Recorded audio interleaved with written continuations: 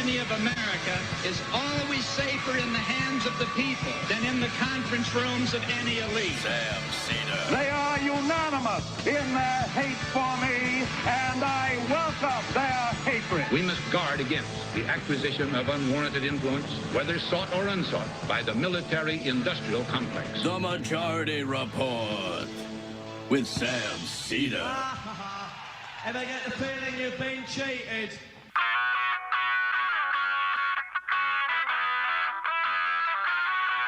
It is Thursday, June 1st, 2023. My name is Emma Vigeland, in for Sam Seder, and this is the 5-time award-winning Majority Report. We are broadcasting live steps from the industrially ravaged Gowanus Canal in the heartland of America, downtown Brooklyn, USA.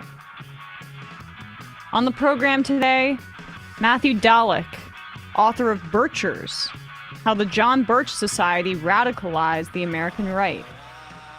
And later in the show, journalist Moira Lavelle on Greece and the elections there. Meanwhile, the House overwhelmingly passes the McCarthy-Biden debt ceiling bill. It goes to the Senate now. Some of the concessions, more money for the military, more work requirements for needy people on food stamps, clawback of IRS enforcement. I mean, it's a win for Republicans for just no reason. In better news, happy Pride Month, everybody. Prosecutors say Trump recorded a crucial conversation about classified documents in 2021. Probably the AI. AI? Ever heard of it? Excuse me. There's no evidence that is me. Meanwhile, DeSantis travels to Iowa, starts attacking Trump on spending and decorum. He still refused to mention Trump by name in front of voters, says the New York Times. He only attacked him to reporters afterwards. This guy is so bad at this. Juiceless. He has an habit. Speaking of future failed presidential candidates, Mike Pence set to announce next week. Oklahoma Supreme Court strikes down 2 anti-abortion laws for their exceptions being too narrow, but the broader ban still in place in the state. In Tennessee, a woman denied an emergency abortion for an ectopic pregnancy. Life-threatening. And she was forced to get a hysterectomy at age 32 and is now infertile. Florida businesses striking over DeSantis' immigration crackdown. The only group he might listen to on that front. A revised DACA program headed back to the federal judge who previously deemed it illegal, or struck it down. LGBTQ activists in Turkey fearful of Erdogan further cementing his grip on power as anti-gay rhetoric ramps up. The FTC fines Amazon for violating child privacy with its Alexa technology. And lastly, Project Veritas suing its founder, James O'Keefe, for abusing employees and misusing funds. Really just couldn't happen to a nicer guy. Can't believe Project Veritas is going woke. I mean, aren't they? It's in the name. Veritas? Truth? Doesn't sound like that here. All this and more on today's program. Welcome to the show, everybody. We have a great show for you. It's an EmMajority Report Thursday. Hello to my friends Matt, Bradley, and Dorsey in studio today. So, no Sam, but full house. We still have technically the 4-person full house. Let's get right into it because we have 2 great interviews for you today. I already spoke actually to Moira. We pre-recorded the interview on the elections in Greece and just troubling trends about anti-immigrant sentiment broadly in Europe, and the inability of the left to beat back right-wing efforts on that front. But other immensely concerning developments happening in Georgia. So 3 Stop Cop City activists have been arrested in Georgia. I mean, this is a part of a larger effort to crack down on anybody opposing the construction of Cop City, which is the massive compound in a forest in Georgia that activists, environmental activists want to be protected, let alone the clearly disturbing trend of giving police more and more infrastructure and power, because these are the kinds of things that they do with it here. They have cracked down on activists, arrest dozens of them. I mean, they killed Pagita. I guess there's been, over 40 activists facing domestic terror charges on trumped up claims by the police. But the recent incredibly concerning development here is that 3 activists, as I mentioned, have been arrested after a SWAT team raided the home where the organizers were. And they're charging them, the Georgia Bureau of Investigation working with Atlanta police, with money laundering and charity fraud. And in this instance, these activists were working with the Atlanta Solidarity Fund, which is essentially a part of a nonprofit that helps raise money for bail funds. And bail funds, not illegal last time I checked in this country. Not in the slightest. But when you're in a fascist police state, these are the kinds of charges that are going to be brought against protesters, particularly if you're on the left. So Brian Kemp released a statement about this. He issued a press release here, if we have that. The governor of Georgia. This was his description of how his administration is cracking down on the Cop City forest protectors. Let's put up this, For months, law enforcement on the state and local level have worked diligently to secure the site of the Atlanta Public Safety Training Center in the face of violence from mostly out-of-state activists. Now, I want you to pay attention to that phrase, because that was very similar language used in the civil rights movement to describe people coming in and protesting Jim Crow. And let's be very clear about local control of government and to the extent that's at stake here. First of all, every corporation, including what did you say, the Falcons or the owner of the Falcons, Arthur Blank, is funding this Norfolk Southern thing. The railroad behind the East Palestine crash is funding this. So you want to talk about outside agitation? That's probably where I would start with this. It's a great point. And the outside money in that instance really pales in comparison to the cobbling together of bail funds for these protesters. And the other point to make is if really local control is your concern, this issue could be very easily solved by throwing it to a referendum. But they're terrified to do that. Instead, we're going in there like it's Fallujah. And we're also using basically the tactics the FBI used against different sort of liberation movements like Black Panthers, American Indian Movement, to basically legally tie up anybody who's as not only to ruin their lives and take them out of the paint, but also send a message to the movement. Chilling effect. So you could do that. You could do this with democracy. They're using cops. So he continues, after calling them in the face of violence from now, and another point, the violence came from the cops who murdered a guy, murdered Tortuguita.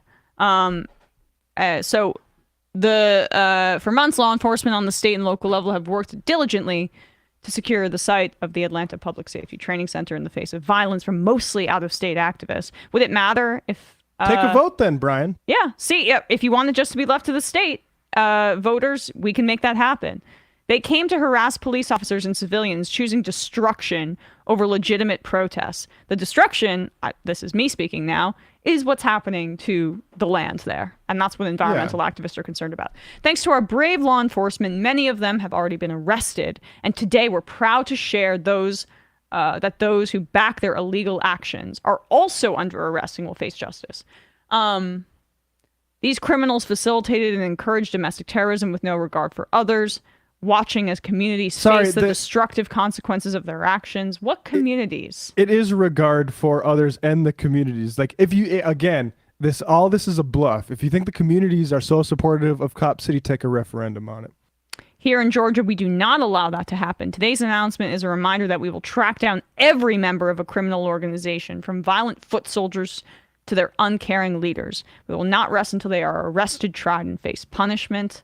Again, this is just fascist insanity. Yeah. And then he thanks all the cops and other people working on this front. Rest assured, if you endanger the people of Georgia, law enforcement like them will ensure you face swift justice. The person who died in this instance was Tortuguita, who cops seemingly, based on, again, allegedly, what we know now, are completely being untruthful about the circumstances surrounding their death. There is a person who actually was harmed in this instance, and that was Tortuguita. Not the, communities that he's referencing. What is it, the donut-eating community? I don't really give a crap about the foot soldiers for fascism here, because the implications for not just this situation, but for environmental activism in particular, more broadly, they're massive. These are the kinds of tactics that they're going to be copy-pasted when there are other environmental actions throughout the country. This is a test run, as was DAPL, as was the, pipeline protests. I'm forgetting in Washington the exact name of that one. But some of the tactics that were used against activists in that way, like, they are trying to create a blueprint for fascism to make sure that protests against the kind of destruction that actually matters are as cracked down upon as possible. And again, like, just the second step of going after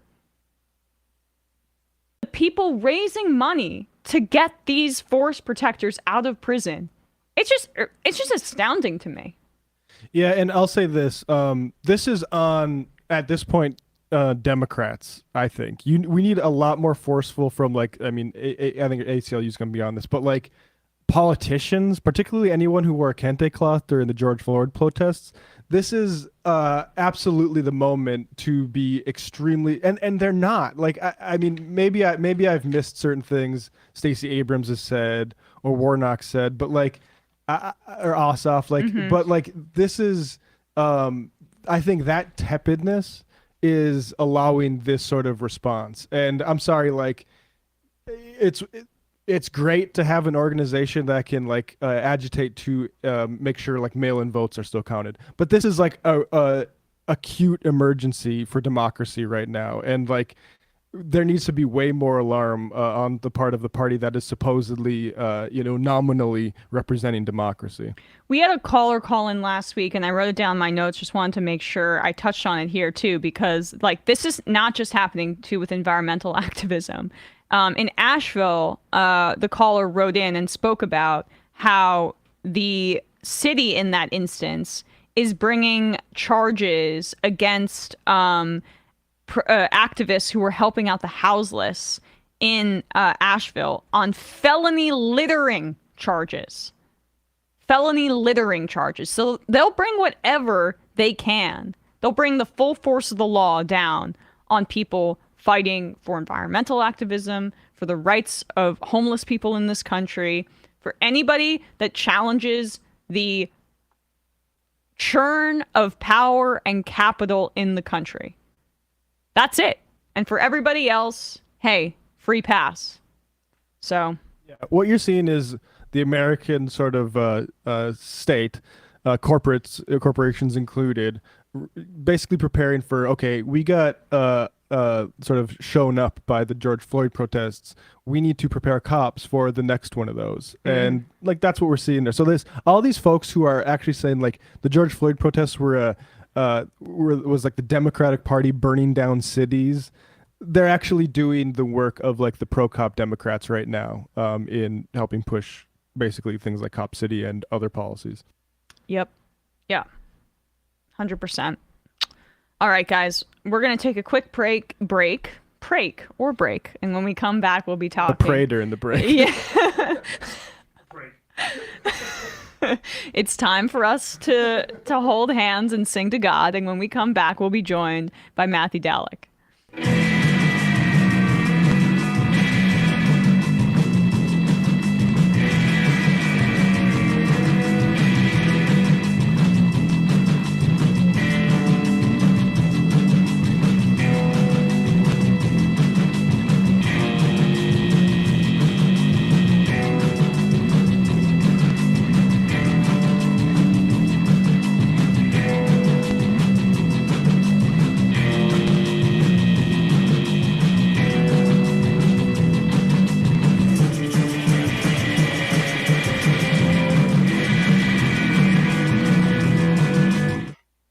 We are back, and we are joined now by Matthew Dallek, a professor at George Washington University's Graduate School of Political Management and author of Birchers, How the John Birch Society Radicalized the American Right.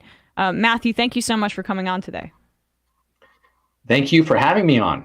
For sure. So this topic is endlessly fascinating to me. I love historicizing the extremism of the Republican Party. It's just really important for people to know it's not just, the appearance of orange bad man, but a continuation of a decades-long project from a lot of different groups, notably the John Birch Society. And we had Edward Miller on, I think, 2 years ago to talk about this very topic. Okay. But it's just I can't get enough of it. So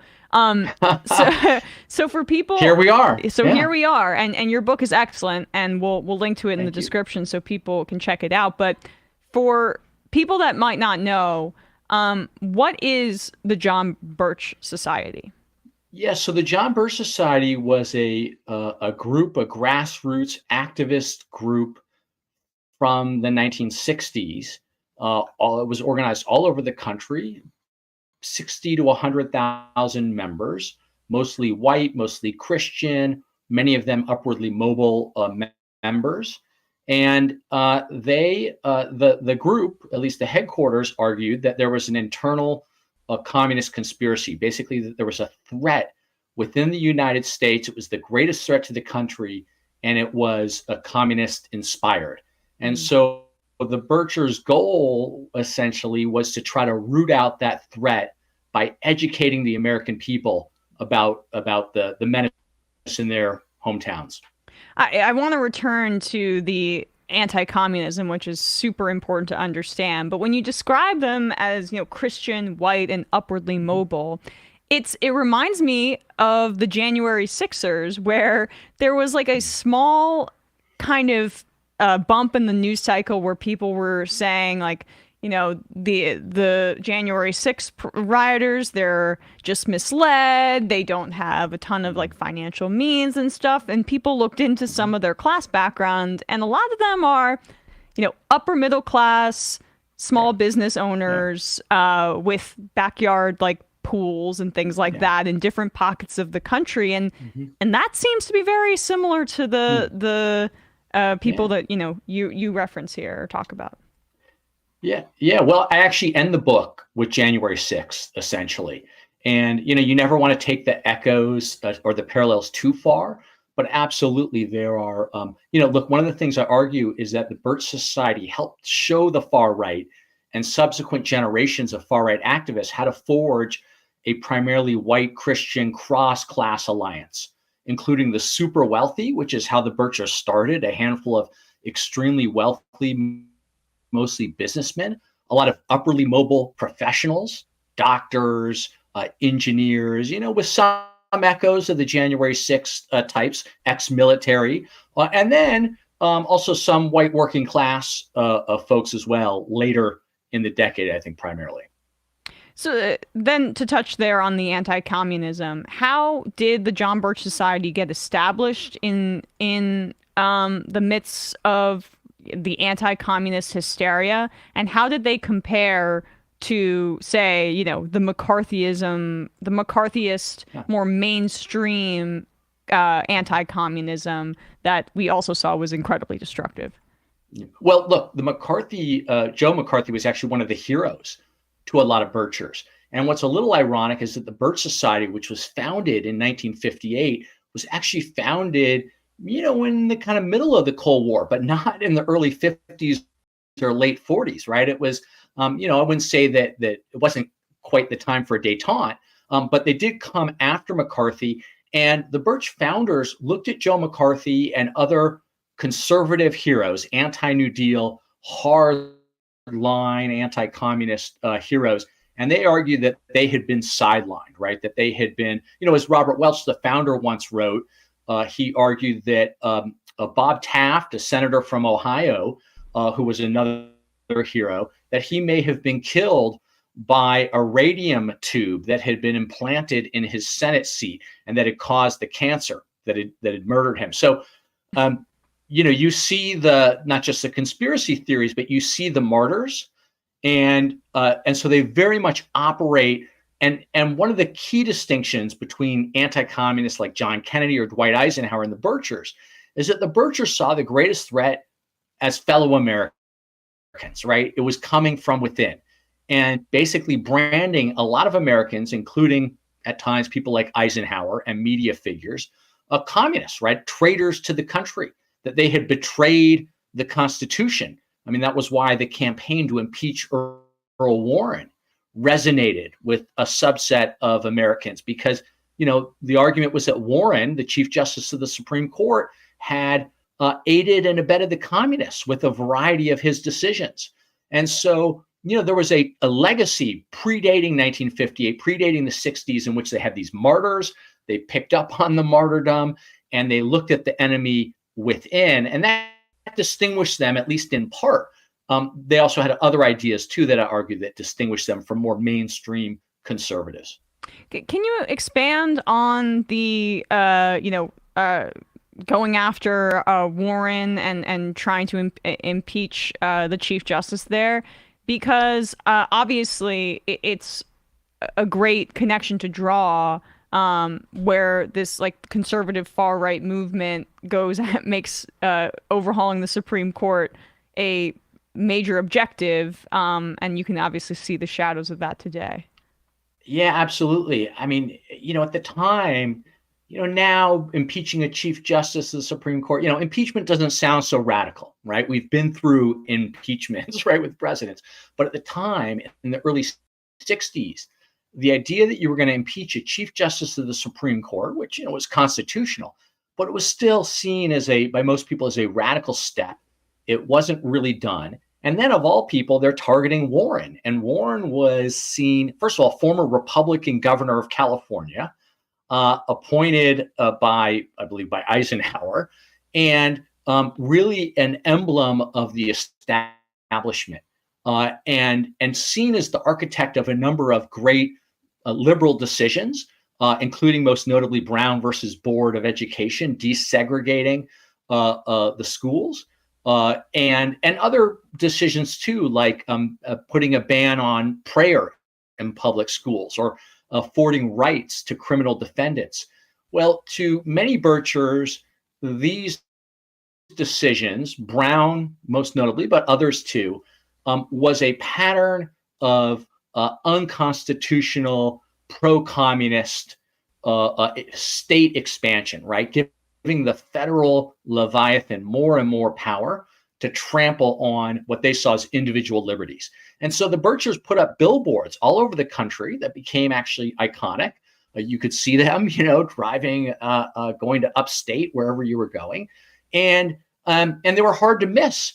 And so even though a majority of the country did not want to impeach Earl Warren and thought it was sort of absurd, there was a subset who were mobilized by this idea and really passionate about it, to the point they used their own money, in some cases, to erect these billboards. So you see how a single issue sort of package in a powerful way can mobilize people, even if it doesn't succeed. And it packages the anti-communist fears with racism and fears of change, right? Which leads to levels of conspiracy, I would imagine, that become the hallmark of the John Birch Society and the Birchers. Is that fair? Yeah, yeah. Well, so yeah, the Birchers certainly engaged in a number of conspiracies, and one of their hallmarks, as you say, was the conspiracism. There was also a more explicit racism. Not all Birchers, I don't think, were racist, but there were a good number who were, and who were also anti-Semitic. There was an argument among Birchers. They wanted to essentially repeal the New Deal, right? They wanted to, which is part of the reason they loathed Dwight Eisenhower. They saw him as accepting the New Deal. They wanted to repeal the New Deal, and they opposed the entire post-World War II international order. One of their other slogans was "Get the U.S. out of the United Nations." And one of their insights, I think, was that they were able, by branding all of these issues as communist, as pro-communist, they were able to define the enemy as they saw it with a real epithet, but apply it to many different areas of American life, including also, I should mention, what we know today as these hardline culture wars, sort of banning books, putting pro-Americanist literature in schools and libraries. So they were early adopters, and again, by saying they're all communist dominated, they're all un-American, they were able to mobilize a good number of people in support of all these causes. Can you talk about the anti-democracy element there, of how Birchers, we can also make a connection, like it's this imposition of fundamentalist Christianity and a democracy. They might call it a democracy, but it isn't really that, right? Or it's about rights for certain people to impose on others. So another slogan they had was we're a republic, not a democracy. Let's keep it that way. So they were very explicit that they didn't want democracy. Robert Welch, I believe, one of the founder of the movement, he said that democracy was tyranny of the mob. So what did they mean? Well, it meant different things to different people. For some, I think it did mean imposing a kind of Christian moral order, as they defined it, on the rest of the country. To others, it meant that majority rule trampled, again, as they saw it, on the rights of states and individuals to live their lives free of federal harassment and interference. And so democracy, they argued, essentially was contrary to the Constitution, contrary to the things that made America great, and that therefore it had to be opposed. So they were anti-majoritarian, and very explicitly so. And they made no kind of bones about it. Although I would say one big difference between then and now is that you didn't see the kind of election denialism among the Birchers back then as we see today, for I think various reasons. But that's one distinction. But yeah, they didn't like democracy. It's a distinction, but it's also, you can describe it as an evolution, right? Where it fits into the current context, but it's kind of a very similar framework. Yeah. Yes. And if you're going to argue, as some Birchers did, that Dwight Eisenhower was an agent of the communist conspiracy, or that Chief Justice Earl Warren was pro-communist, or many other, pretty moderate liberals and conservatives even were communists, well, you're really saying that, they're not legitimate, right? That they're foreign agents or foreign directed agents. That's also, by the way, what they did with the civil rights movement. They called it communist dominated, right? That it wasn't an organic struggle to promote African-American aspirations, social justice, and civil rights. It was actually Kremlin directed. And so there is a way in which they delegitimized a lot of democratically elected individuals and figures, or appointed individuals and figures, and also grassroots democratic movements for racial equality. The notion of political actors being puppets of foreign forces is also something I'd love to explore, because you touch on the anti-Semitism of it. we hear about globalists all the time on this program. We know what that means. It means the Jews, or very well, or wealthy Jews, the Jews. I don't even need to parse it. Yeah. So, I mean, how much of that too can you trace back to a lot of these conspiracies? Yeah. Well, one of the things I argue is that the conspiracy theories of the Birchers, they do act as a kind of permission slip for a lot of racists and anti-Semites in particular, in part because a lot of, as one Anti-Defamation League operative said after Kennedy was killed, that a lot of conspiracy theorists are going to blame the communists for Kennedy's death, and then they're going to add the usual Jewish fillip to the conspiracy. and I think it's an insight that applies to a lot of these conspiracy theories, right? That something is wrong, either inside or outside the country. There is a cabal of these elites. They're unseen in a way, or their wealth is unseen, and they are manipulating, kind of traditional American ideas, values, and people. And so, what you have, what I try to document in the book, and I wasn't going into the research knowing what I would find, but what I do try to document, and clearly not every member of the Birch Society was anti-Semitic, but there were a lot of them. And the Birchers at times try to police their ranks of anti-Semites, but there were so many of them, it was very hard for them to do. And I think as the 60s wore on, they attracted more and more anti-Semites to the ranks, became even more radical. And just a last quick point, I think in terms of today, I do see MAGA and Trump in some ways descending and becoming more radical themselves, because the conspiracy theories almost set people, if a conspiracy theory helps to define a movement, it helps set people on I think a more radical path. And the Birchers kind of follow that trajectory to some extent. And you mentioned Trump there, but now I'm just curious, as these Bircher chapters get set up throughout the country, and perhaps their kind of way of thinking becomes a little bit more widespread, like as we move into the 60s and beyond, what candidates in the modern Republican Party or from that period on do you see as most aligned with birtherism?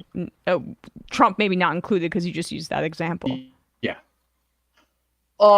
You mean post-60s? Yes.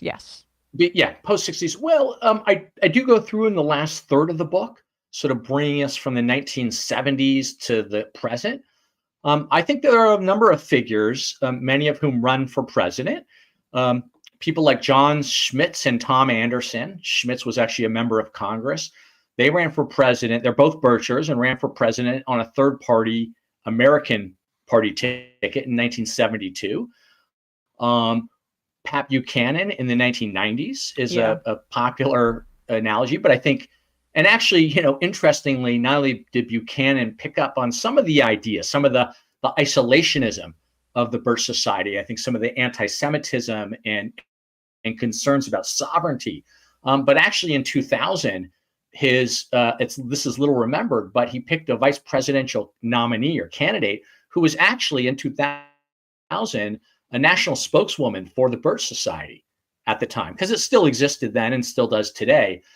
So his running mate was a card-carrying Bircher, and people like Ron Paul. Ron Paul is, I think, an important figure.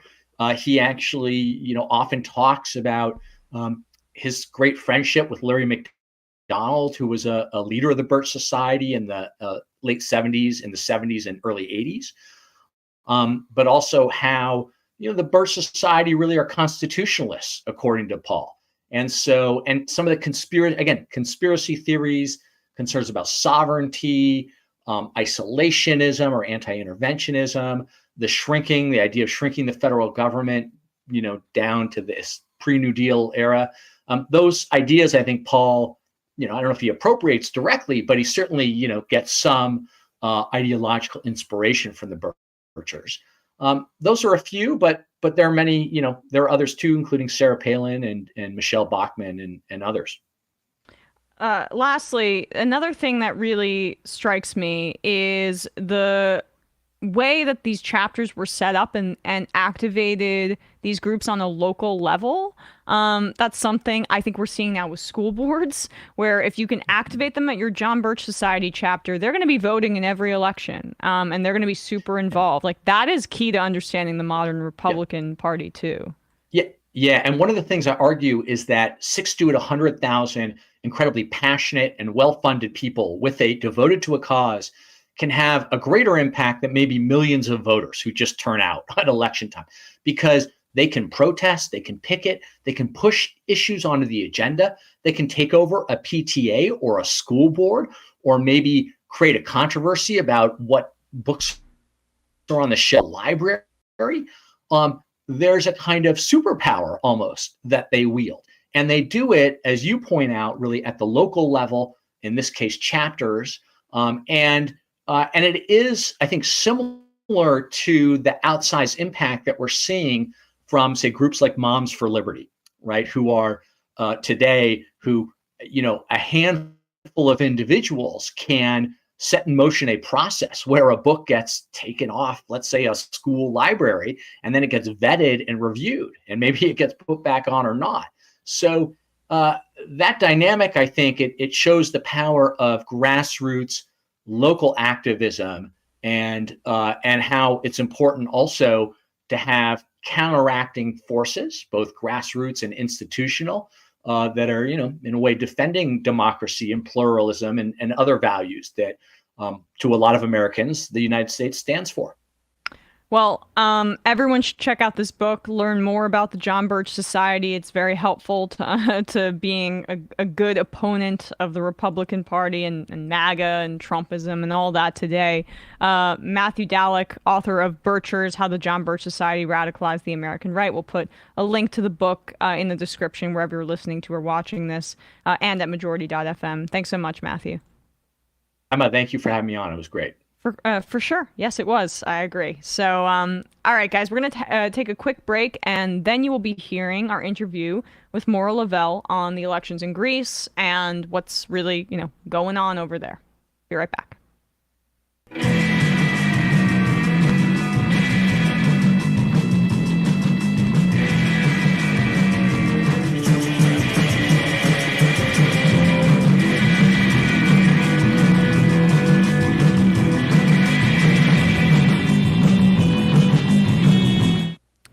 We are back, and we are joined now by Moira Lavelle, independent reporter covering Greece, whose piece in Jacobin is entitled "Greece's Election Offers Little Hope for an End to Austerity." Moira, thanks so much for coming on. There you are. We have you right there. Thanks so much for coming on today. Thanks for having me. Yeah, of course. So we'll link to your piece in the description so people can read it, but just if you could give us a quick rundown of the elections and where we stand right now, because there was a round, but it seems like, or it appears, in the next few weeks, there's going to be another round of elections. Just from a big picture view, if you could explain that to our audience and why that's the case, that another round is happening so soon. Yes. So Greece had one round of elections, as you said, on May 21st, so last Sunday. But essentially no party was able to get large enough of a majority to be able to win the parliament. And then none of them were willing to form a coalition with each other. So essentially it was hung parliament, and so they will go to a second round of elections towards the end of June. And in terms of why those coalitions were unable to be formed, if you could break that down for our audience. It's interesting. I mean, it's definitely a game of who wants to have control of parliament. You had there's several left parties, and though the largest leftist party, Syriza, was willing at least to form coalitions with the other parties. The two sort of following parties expressed repeatedly that they had no interest in forming a coalition due to political differences on certain policies, but also, as we'll talk about a bit later, blame over how Syriza handled austerity and the crisis here in Greece in the 2015. The party that won. Go ahead. No. Just to stop you there for a sec. Like, my recollection from the time, and again, this is just from an American perspective, was that Syriza was presented as a left-wing populist party, and yet, obviously, as you write about in your piece, there have been some disappointments on that front. But that was like my initial remembering of who they were from a U.S. perspective. Yeah, no, I mean, that's completely correct, right?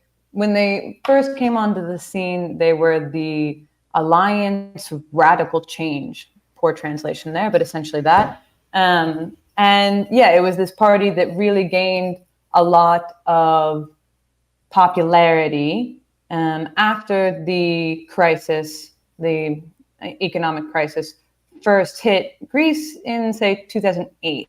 So the party that had been the stalwart left party, PASOK, kind of collapsed.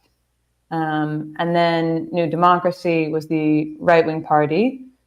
Both of them were critiqued with handling austerity and essentially crushing the Greek population with austerity measures.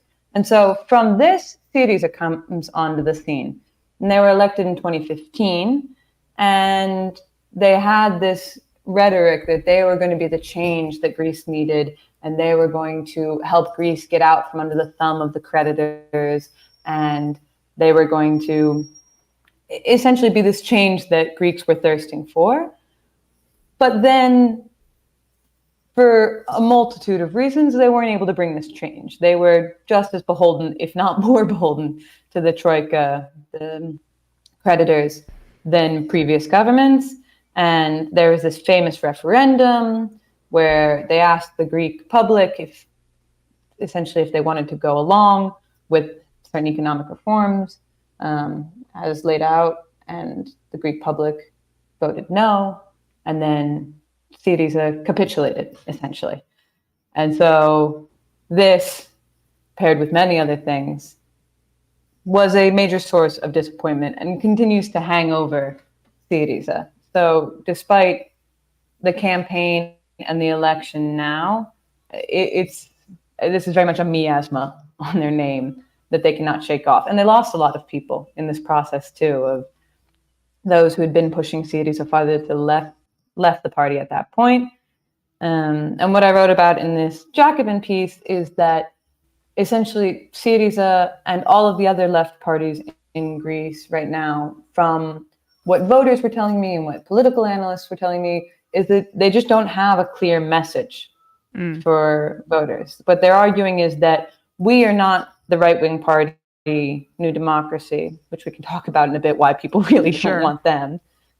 But there wasn't a concrete alternative, right? Like the campaign slogans of Syriza and other leftist parties were about change and a rupture in the system, but they didn't have any super clear policy proposals and certainly no clear rhetoric to back that up. And I think all the parties across the left sort of had this issue of there wasn't something they could argue for, they could only argue against. And there were so many of them that what we saw happen in the election is the left votes were completely splintered among these parties. Syriza lost like 600,000 votes from the previous elections 4 years ago. And the right-wing party, New Democracy, gained some votes, which was enough for them to come out ahead, but not have enough of a percentage to get the parliament unilaterally. So for the New Democracy Party, the right-wing party here, what parties are they attempting to form coalitions with? I mean, not successfully so far. And what are really the major platform or planks of what they are proposing for Greece? Because the prime minister, right, is of this right-wing party and has been in power for a few years at this point. What have been like the major focuses of both his party and also what are some of the coalitions that they're trying to cobble together in this way? Mm-hmm. So I will say New Democracy is not trying to form any coalition at all. They have no desire. It's a mess because they have the obligation theoretically to, but they have rejected that. Because in the second round of elections that we will go to at the end of June, the rules change. So it's not just that you need has the highest percentage of votes in the second round will get a cushion of extra seats, up to 50 extra seats in the parliament, so that it's a more theoretically stable parliament and you win more easily. And they have their eyes set on this 100%. They know that if they get the extra seats, they can completely win the parliament. They can have 2/3 of the parliament with this cushion. So a coalition is of no interest to them. They don't need it. But I think it's an interesting question. What was their argument? What was their platform? And their platform prior to the election was one of economic stability. There was the billboards all over Athens were arguing that we're moving forward with stability, and we're going to, bring security to Greece. And it taps into this very real need that Greeks have for some security and stability in their lives. And Mitsotakis, as the prime minister, has really tried to make his name on restabilizing Greece's economy after the crisis. And, they talk a lot about different indicators of how foreign investments rose and the economy is, growing at twice the Eurozone average, and that they have exited the supervision and the controls that were placed over Greece by the creditors. They've now exited this surveillance. So they talk about this a lot, but these markers of economic stability are questionable in many different ways. The GDP is growing, but from what base when you're coming out of such a crisis? And I think the most basic way to explain it is that for your everyday Greek person, this foreign investment or whatever, it means nothing for them. The inflation is through the roof. People cannot pay their bills. Rents are soaring. Unemployment is still super high. I mean, it's not as high as it was at the height of the crisis, but it's the highest it is in Europe. And there's a real cost of living crisis. And so I think, this platform of we're going to bring Greece stability, it speaks to people because they want it. And they have some indicators they can argue that they have achieved economic stability for Greece. But it's really debatable what that means for the average Greek person. So, I mean, that means that it was pretty incumbent on the left-wing parties to provide an alternate vision in that way. And based on what you're telling me, that seems to have been quite a failure on that front, which is a broader problem, I think, for a lot of leftist parties throughout the world. Could you also just give our audience a greater understanding of what conditions under austerity over the past so many years have been like in Greece, leading them to a political moment where, from what you're telling me, it seems like there's a lot of disillusionment with options and with a way out of the crippling economic conditions imposed on Greece over, the past decade plus? Mm-hmm. I mean, austerity sort of has its fingers in every part of Greek life at this point, in that there are demands made by the creditors for the government to cut money from here, here, and here. And it's something that comes up constantly. For example, when COVID-19 hit Europe, Greece immediately went into a super harsh lockdown because it was known and very clear to everyone that if and when COVID hit the hospitals, it would be a catastrophe because the hospitals had been bankrupt by austerity measures for decades. And so there was a super harsh lockdown, which was lifted and reinstated and lifted and reinstated. And of course, eventually COVID did make it to the hospitals. And of course, they were entirely overburdened, and the death rate was incredibly high. You also see austerity and the impact of it in this train crash that happened in Greece at the very end of February. There was this train crash where a passenger train collided head-on with a freight train. And it was the deadliest crash in Greece. 57 people died. Many of them were students. And people quickly became enraged because it quickly became clear that the reasons the trains crashed were systemic, that the signaling systems were just not operative, and they weren't operative because despite the fact that workers and the board that oversees train safety, everyone had pointed out to the fact that these signal operating systems were not working, were not up to par, and investment was just never made. And why was investment never made?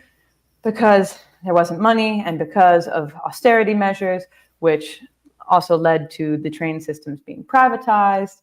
So it's this sort of thing of it's every part of public life has been sort of, dictated and controlled by austerity. And it seems that every crisis that happens has some impact, or it is dictated at least partially by the fact that things are underfunded, and then there's a corruption that comes from austerity measures. I mean, I could go on. There was also fires a few years ago on this island of Evia, and the fires raged and burnt like a third of the island. And it became clear again in the aftermath of this horrible tragedy that part of the problem was that the fire service had been bankrupt by austerity. Yeah. So it's everywhere. And those are the sort of large scale issues. But of course, your average Greek is seen in the fact that, their minimum wage has fallen way below what unions were organizing for 20 years ago. We're not going to be the generation that is paid this much for minimum wage. We're way below that. So I don't know, it's very all encompassing the way it has impacted life here. Yeah, I mean, that makes a lot of sense. And I'm just then want to return back to, the Syriza party and their election in 2015 and the disillusionment that followed. What did not happen and what did happen that led the party that was kind of a bit of a backlash, if I can characterize that accurately, to some of these measures, to caving a little bit to the push for privatization and austerity in a way that might make Greek voters completely just numb to the idea of political change in this way? I think it's an issue sort of trust being broken, in that since the 70s, when Greece got out of a dictatorship and Greek democracy as we have it now began, there were two main parties that went back and forth, and the crisis came, and it was seen as the symptom of cronyism and nepotism on top of all the other issues that brought, the worldwide economic downturn. And so Syriza was this moment of hope. There were a lot of comparisons with Obama at the time of this change and something super different for Greece, and someone that was, a populist and speaking to what people needed and wanted to hear. And for this Jacobin article, I spoke to this academic, Helena Sheehan. She wrote a book called The Syriza Wave, Surging and Crashing with the Greek Left. She was a big Syriza supporter. And she explained to me that she views this disillusionment and this heartbreak on a systemic level through a more Marxist lens of Syriza was unable to maintain the promises they made because of the international banking systems and the creditors that were making certain demands, and that it wasn't just that promises were broken by individuals, but that it was this global system really trying hard to not let Syriza get a foothold in. And she makes a comparison to the way she sees that Syriza had this name and this notoriety even beyond Greece, right? There was also, Podemos, the Spanish leftist party, were coming to Syriza rallies in 2015. They were seen as this sort of new leftist order in Europe, at least. And again, Sheehan argued to me that this was very scary and needed to be crushed. I think some Greeks I talk to see it that way. Some don't see it so systemically. They see the internal Greek nepotism and the way promises were made and broken in order for Syriza to remain in power, and how, of course, really beautiful rhetoric that we're going to get ourselves out of this crisis, but then at the end of the day, you're still a politician. I think a lot of these things play a part in what happened with Syriza, but I think the one thing that everyone can agree on is that they really are hard to trust and believe in. And I think even people who voted for Syriza, it wasn't with an enthusiasm or a belief that they were going to bring a change. It was more, okay, they're trying to do this pluralist leftist approach of forming coalitions. They're the best option that we have. It was always this sort of, who's my best, worst option?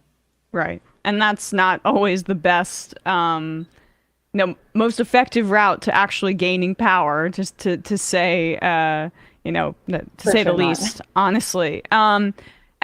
Lastly here, just to return to the New Democracy Party, and, I see it described as center-right. It seems pretty right-wing to me. Feels like they are still poised to be in power in this second round. Is that a good read? And, what does the future hold if that ends up being the case? If we still have you. Yeah, it looks... So you just cut out briefly, but we have you back. Okay. Yeah. I heard you, but I got you.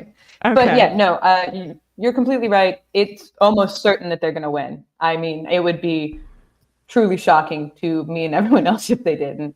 And I think I agree with your assessment of they're right, they're not center right. I mean, it's a little bit splitting hairs, but I think it reveals they're not right wing in Greece, which is a country that had self-declared Nazis in the parliament a few years ago. Okay, so maybe compared to that, they're center-right. But if you look at their policies, they're quite right-wing. And they have campaigned and lauded themselves in recent years as being the law and order policy, which means that they've increased and invested in the numbers of Greek police, the access Greek police have to universities and to the rest of society. And this has become a huge point of public debate. They were especially violent during the lockdown and then during demonstrations. In a country that does not have the same gun problem as the US, there were 2 police shootings and killings of young Roma men in last year. And though, I mean, there's been a history of police violence for years in Greece, in the past 4 years, complaints of brutality have shot through the roof. And this is something that New Democracy really puts their stamp on, of we are going to continue to increase the police force. This is how we're going to bring law and order and normality to Greece. They also have a very right-wing, very specific anti-immigration policy, vocally anti-immigration.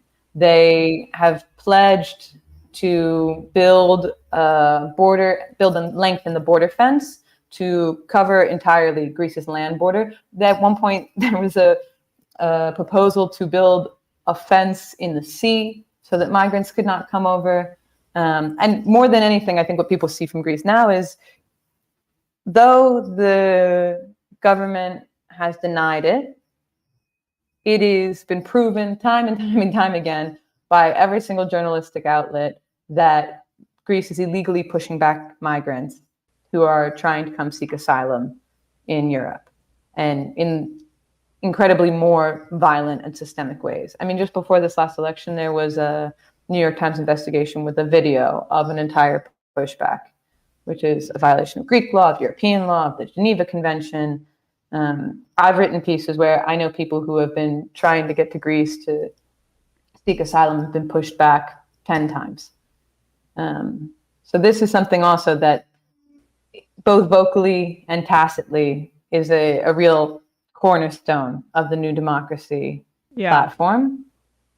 And of course, I mean, sorry, go ahead. No, it's okay. I just want to, I mean, for me, it's just, it's so important to point out how this is a part of larger right-wing movements in Europe in general. You're seeing it in Italy. That was the major platform plank there that led to the rise of Maloney, and say in Sweden. I mean, we could go down the list, but we're on a little bit of a delay. I didn't mean to cut you off. Continue. No, it's okay. Yeah, sorry for the delay.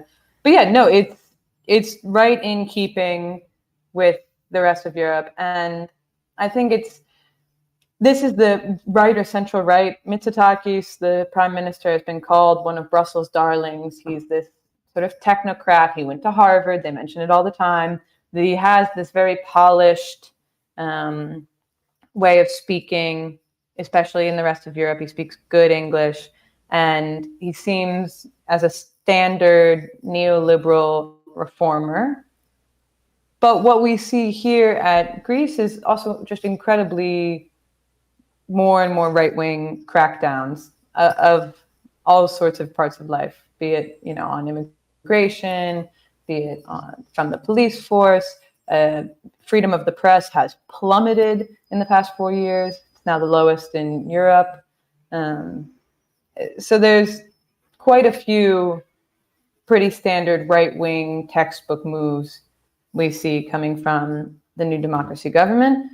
And if they win the second round of elections as handedly as they won the first, they'll get this extra pillow of extra seats in the parliament. They could have a 2/3 majority in the parliament, and that could mean that they could change the constitution in Greece, which could mean all sorts of things. Oh, yeah. Well, to be determined, I guess. Moira Lavelle, independent reporter covering Greece. You can read her piece in Jacobin, and definitely her work in the coming weeks as the elections, the second round, comes around the corner. The piece is Greece's election offers little hope for an end to austerity. Moira, thanks so much for your time today. I really appreciate it. Thank you so much. Of course. All right, guys, we are going to take a quick break. Be right back.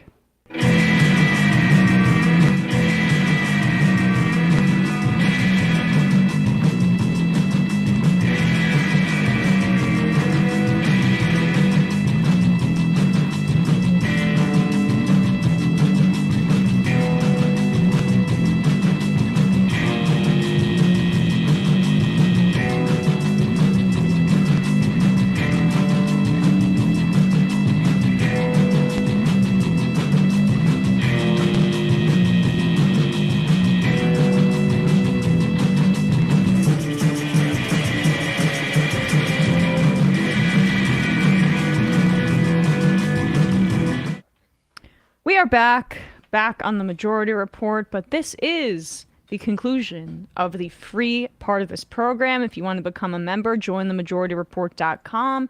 Support this show, the great interviews that we do with all these excellent guests. It really helps us out. So please, if you can, join themajority.report.com. It is, how much is it a month? $5? Should I know this? Damn, that's a good question. Jeez. $10 a month.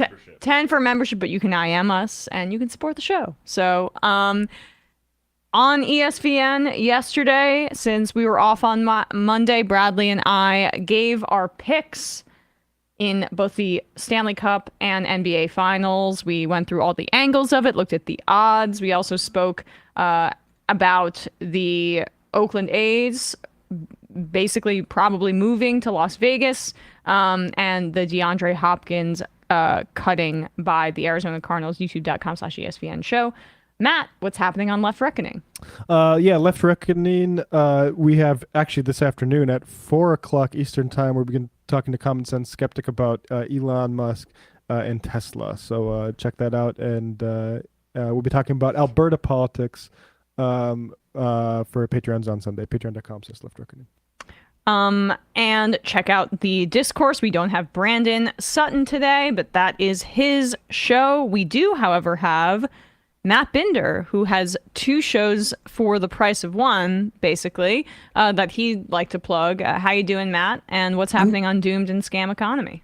Sure, I'm doing good. On Doomed this week, we had on Walker Bragman to talk about his report about this document he got access to that basically showed collusion between a number of online right-wing influencers and various different shady PR firms trying to sort of launder the image of Miles Guo, a Chinese billionaire who was recently arrested on a series of various money laundering and fraud charges, some related to a crypto scheme he had. He stole hundreds of millions of dollars from various people over the years, and he has various ties to right-wing figures. He was a major benefactor for the alt-right-wing social media platform Getter, and he's a good friend and longtime partner of Steve Bannon. In fact, when Steve Bannon was arrested for his own scheme, they found him hanging out on Miles Guo's yacht. And so it's certainly a very interesting episode. Check that out. It'll be up in a little bit at doomcast.com, or you can check out the video version right now at youtube.com/Matt Binder. And new episode of Scam Economy will be coming out next week. So just hold on tight and it'll be here.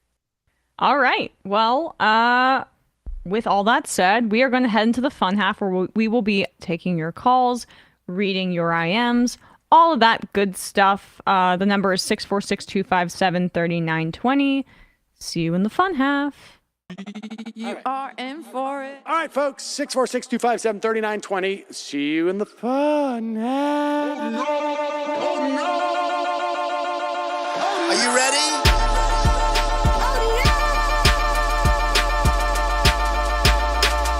Who sent us this? Anarchy. Alpha males are back. Boy is back. And the alpha males are back. Just as delicious as you could imagine. The alpha males are back. Boy is back. And the alpha males are back. Just wanna degrade the white man. Alpha males are back. I take all of it in my throat. Alpha males are back. Snowflake says what? The alpha males are back. You are a madman! And the alpha males are back. Oh no, Sam Seder! What a fucking nightmare! Bring back DJ Danner. Yeah, or a couple of them. Just put them in rotation. DJ Danner. Well, the problem with those is they're like 45 seconds long, so I don't know if they're enough of a break. That's fucking nonsense. See white people doing drugs, they look worse than normal white people, and all white people look disgusting. And the alpha males, psych, fuck them. Snowflake says what?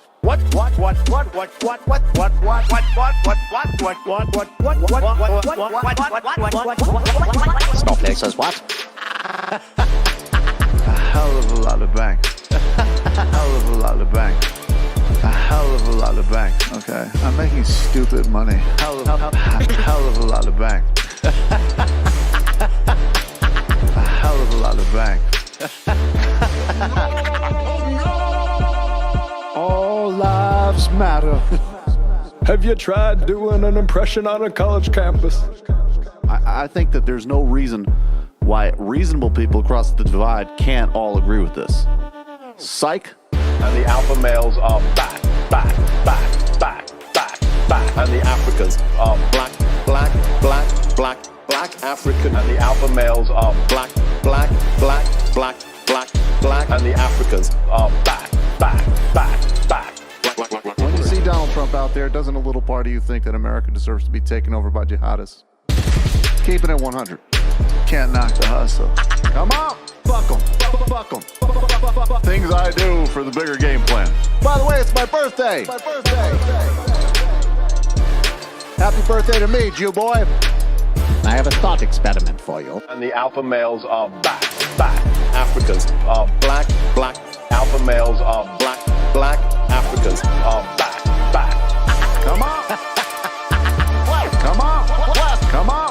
Someone needs to pay the price for blasphemy around here. I am a total pussy.